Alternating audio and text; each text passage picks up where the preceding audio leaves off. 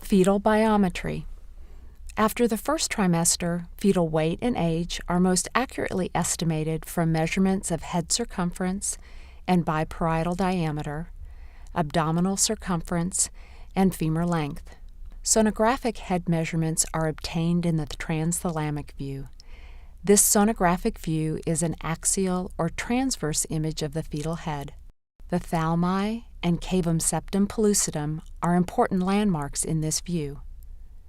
The biparietal diameter is measured perpendicular to the sagittal midline from the outer edge of the skull in the upper or near field to the inner edge of the skull in the lower or far field.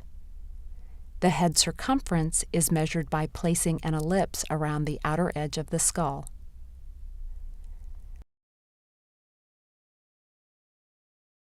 The cephalic index is the biparietal diameter divided by the occipitofrontal diameter times 100.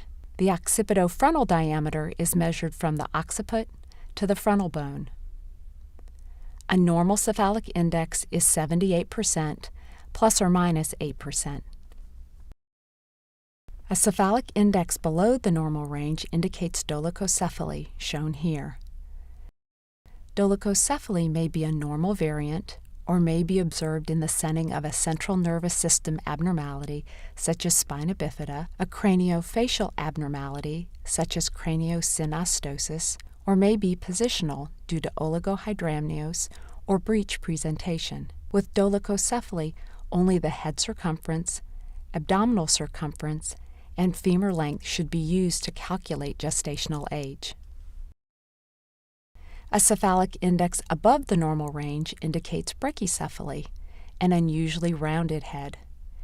Brachycephaly may be a normal variant. It is also common with Down syndrome, and it may occur secondary to a craniofacial abnormality or may be positional.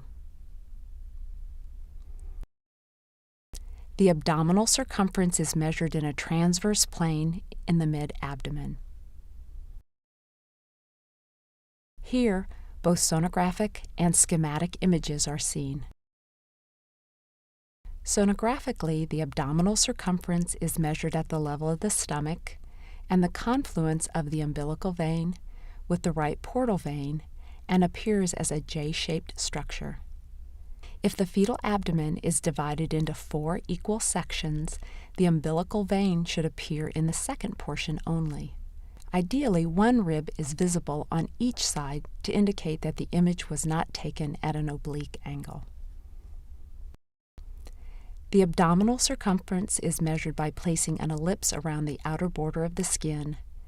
This parameter varies more than either the head or femur measurements and is most affected by fetal growth. In addition to the fetal stomach and umbilical vein, several other anatomic structures are visible in this view. 3 ossification centers represent the vertebral body anteriorly and the junction of the vertebral laminae and pedicles posteriorly. Ideally, only 1 rib is visible on each side of the abdomen, indicating that the image was not taken at an oblique angle. The femur is measured along its shaft as shown here. The femur length is measured from diaphysis to diaphysis along the long axis of the shaft. Only the femur's ossified portions are measured. The ratio of femur length to abdominal circumference normally ranges from 20 to 24%.